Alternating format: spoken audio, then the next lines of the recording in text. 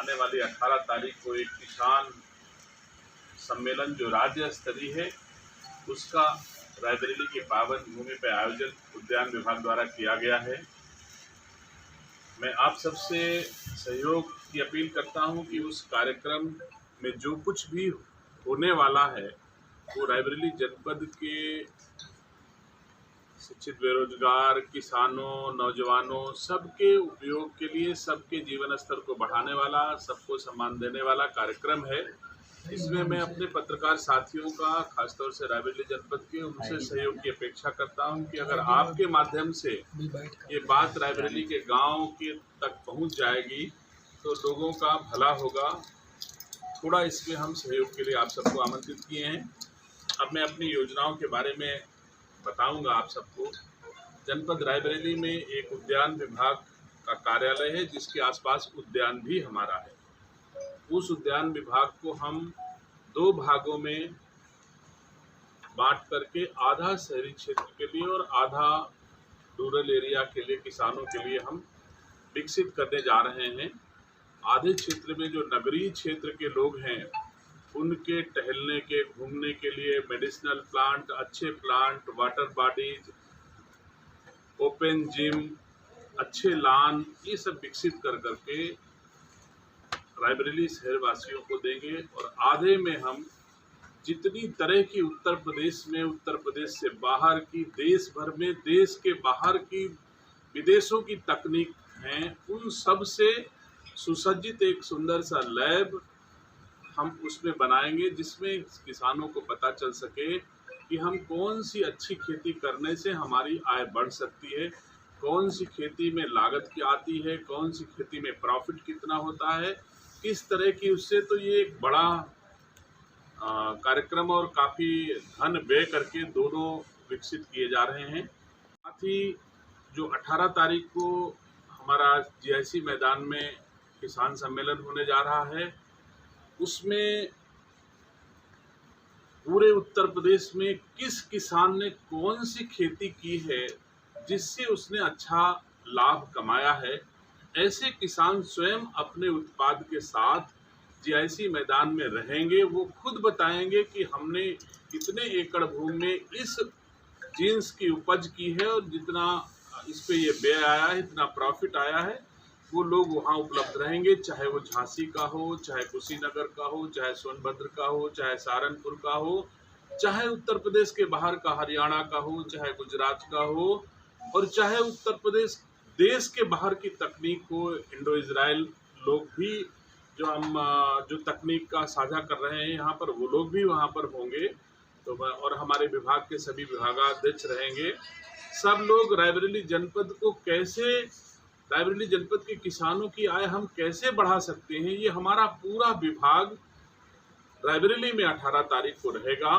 पूरे उत्तर प्रदेश के किसान भी रहेंगे और इसके साथ साथ प्रसंस्करण क्षेत्र में हम क्या कर सकते हैं कि अगर मान लो हम यहाँ पर हल्दी उगाते हैं कैश क्रॉप के रूप में, तो फिर हल्दी का हम क्या बना सकते हैं, इसके लिए भी लोग वहाँ पर रहेंगे। और उसके लिए हम अपने विभाग से उन उद्यमियों को सहयोग क्या कर सकते हैं कि जो लोग हल्दी उगाएंगे उससे जो वो यूनिट लगाएंगे, जो फैक्ट्री लगाएंगे, उसमें हम सहयोग क्या कर सकते हैं, ये भी हम लोग बताएंगे। हम लोग इस खेती के साथ साथ एक छोटा मोटा व्यवसाय कर लेते थे। जैसे हमने 2 गाय पाल ली, दूध का व्यवसाय भी हो गया, अपने खाने से बचता था तो हम लोग खोया बेच के, घी बेच के हमारे किसान लोग कर लेते थे, अपने बच्चों की फीस जमा कर लेते थे या और कोई काम कर लेते थे। वैसे ही अब हम चाहते हैं कि रायबरेली, ये चीज़ें तो रायबरेली के किसान अब नहीं कर रहे हैं, लेकिन अब हम चाहते हैं कि रायबरेली का किसान अपनी पारंपरिक खेती, जो ट्रेडिशनल खेती लोग करते थे, धान गेहूँ, उसके अतिरिक्त रायबरेली में और भी कमर्शियल क्रॉप्स हो सकती हैं, नगदी फसलें हो सकती हैं, जिनको अगर हम तैयार करें तो लाभ होगा। अगर कोई 10 एकड़ गेहूँ बोता है, उगाता है, 10 एकड़ कोई खेत करता है, अगर उसने 1 एकड़ 2 एकड़ में इस तरह की नगदी फसल, उसमें तमाम तरह की है। जैसे हम मानते हैं कि हमारा ऊंचाहार से लेकर के भोजपुर तक गंगा के किनारे की मिट्टी में तमाम ऐसी चीज़ें हैं जो आप नहीं सोच सकते हो। हम लोग पहले गंगा स्नान करने जाते थे तो खजूर के पेड़ दिखाई पड़ते थे, याद है नहीं? द्विवेदी जी को पता होगा कि अब खजूर हम हो सकता है अपने यहाँ खजूर की खेती अगर करें तो 2 साल में फल आ सकते हैं। तो हम उस तकनीक को भी रायबरेली जनपद में लाएंगे। ऐसे तमाम चीज़ें हैं, चाहे हल्दी हो, चाहे अदरक हो, चाहे केला हो, चाहे और तमाम चीज़ें हैं हो सकती है जो अपने यहाँ। जैसे स्ट्रॉबेरी, आपको मैंने अभी अनाफिसरी रूप से बताया कि 1 एकड़ में 20 लाख की स्ट्रॉबेरी अगर कुशीनगर का किसान पैदा करके अपने बच्चों को जीवन खुशहाल बना सकता है तो रायबरेली का किसान भी तो बना सकता है। केवल उसको तकनीक साझा करना है, सहयोग करना है उसको। तो ऐसा कुछ करने के लिए 18 तारीख को हमने एक व्यापक अवेयरनेस के लिए भी और सुविधा विभाग से सहयोग हम क्या दे सकते हैं उन किसानों को, ये भी करने के लिए हम प्रयास करेंगे। जैसे औषधीय फसलें हैं, मेडिसिनल खेती भी की जानी चाहिए और औद्यानिक खेती भी की जानी चाहिए। इसके साथ साथ अब आजकल एक कॉन्सेप्ट बढ़ा है कि हम इस जो पेस्टिसाइड वाली सब्जियां हैं या पेस्टिसाइड वाला अनाज है उसके बजाय ऑर्गेनिक पर ज़्यादा जोर दे रहे हैं। ऑर्गेनिक खेती अगर हम करेंगे तो हमारी लाइफ सिक्योर होगी। जैसे मान लो केमिकल से, पेस्टिसाइड से हम हमारे किसानों को या पूरे आम जन को तमाम कैंसर जैसी बड़ी बड़ी बीमारी हो रही हैं। तो अगर हम थोड़ी थोड़ी ऑर्गेनिक या प्राकृतिक या वैदिक खेती, तमाम विषय हैं, अगर इनको हम करते हैं तो हमको इनसे भी छुटकारा मिलेगा। हमको एक अच्छी खेती, जो अगर मान लो पैदावार इसमें कम होती है, लोग कहेंगे कि रासायनिक खादों से पैदावार ज़्यादा होती है, तो अगर ऑर्गेनिक खेती हम करते हैं तो उसका मूल्य भी अच्छा मिलता है और लंबे समय के लिए हमारी मिट्टी जो अनुपजाऊ होती चली जा रही उससे हम बचेंगे। जितना रासायनिक खादों का उपयोग हम करेंगे उतनी हमारी मिट्टी खराब होगी।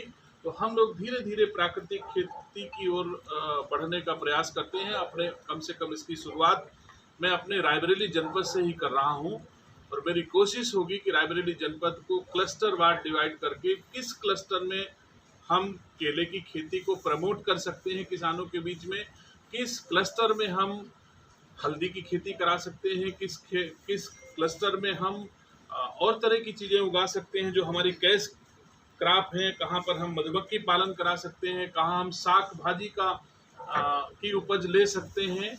और इसी तरह का हम लोग अपने रायबरेली वासियों को ये तकनीक और पद्धति हम बताने का प्रयास करेंगे। मैं उम्मीद करता हूँ। और खेती के साथ साथ प्रसंस्करण इकाइयाँ भी हमको अधिस्थापित करानी है। मंडी भी हम आपको दे रहे हैं। जैसे हमारे अभी सताओं में कहा कि सताओं में मिर्च की खेती बहुत अच्छी होती है, लेकिन हमारे यहाँ मिर्च मंडी नहीं थी। हमने 60 करोड़ रुपए की लागत से गुरबखशगंज में मिर्च मंडी स्वीकृत कर दी है और 2 मंडियां और, जैसे ऊंचाहार की मंडी हमारी लालगंज लगती थी। ऊंचाहार का किसान अपने उपज को बेचने के लिए लालगंज आता था, उसके बजाय हम व्यवस्था कर रहे हैं कि ऊंचाहार में ही अब एक अनाज मंडी, फल मंडी और सब्जी मंडी, ये सब वहाँ हो जाए, ऐसा हमारा प्रयास होगा। इसके अतिरिक्त जैसे हमारा सब्जी मंडी क्षेत्र है शहर के भीतर, बहुत खराब सिचुएशन में है। हम आप सब उसको भली बात जानते हैं। जो लोग सब्जी लेने के लिए इस आशा से कि ताज़ी सब्जी मंडी में मिलेगी, आज ही किसान लाया होगा और आज ही हमको सब्जी मिल जाएगी, इस आशा से शहर के लोग जो है सब्जी मंडी में जाते हैं। लेकिन जाते समय न तो वो कार ले जा सकते हैं, न मोटरसाइकिल ले जा सकते हैं और बहुत ख़राब स्थिति में वहाँ के व्यवसायी भी होते हैं। तो हमने कोशिश की है कि रायबरेली की जो हमारी अनाज मंडी है उसके आधा हिस्सा जो अनुपयोगी था उसको हम अलग से सब्जी मंडी के रूप में विकसित करें। यह नहीं करने जा रहा हूं कि सब्जी मंडी को हटा देंगे, लेकिन उस सब्जी मंडी के कुछ लोगों को अनाज मंडी में अगर हम अच्छी सुविधा दे करके, अच्छी दुकानें दे करके, अच्छी सड़क दे करके, अच्छी पार्किंग दे करके, अच्छी चीज़ें दे करके अगर वहाँ जो लोग चाहें वहाँ चले जाएंगे, तो अगर आधी सब्जी मंडी में शिफ्ट हो गई तो जो उस सब्जी मंडी में तमाम कपड़े की दुकानें हैं, जूते चप्पल की दुकानें हैं और तमाम दुकानें हैं, खुला खुला हो जाएगा। तमाम शहरी भी मंडी में सब्जी मंडी में तमाम लोगों के रिहायशी आवास भी हैं जो सब्जी मंडी के कारण असुविधा हो रही है। तो मैं कोशिश कर रहा हूं कि उसको वहां शिफ्ट कर दें। हम आज़ादी का 75वां वर्ष मना रहे हैं। इसमें हमारे 2 शहीद स्थलों के विकसित करने का हमारे उद्यान विभाग ने प्लान किया है। एक शहीद स्मारक मुंशीगंज में और एक जो शहीद स्मारक स्थान तो बहुत छोटा है लेकिन जो कुछ उसमें कर सकते हैं, अपने शहर के भीतर फिरोज गांधी चौराहे पर जो बना हुआ है, जितना कुछ उसके लिए कर सकेंगे, हमारे दोनों उद्यान विभाग, दोनों चीज़ों को उद्यान विभाग और कुछ अन्य विभागों के सहयोग से हम कुछ ऐसा कर रहे हैं। हम रायबरेली की पहचान को अच्छी बढ़ा सकें, कैसे बढ़ा सकते हैं रायबरेली की पहचान को, इस उद्देश्य से भी मेरा प्रयास है कि रायबरेली शहर के प्रवेश करते ही कुछ महसूस हो कि हम रायबरेली में हैं। चाहे रायबरेली के महापुरुषों के नाम से द्वार बनाए, चाहे कुछ करें, इस आशय से भी प्रक्रिया चल रही है और एनएच से परमिशन इसकी हमको लगता है अंतिम चरण में है।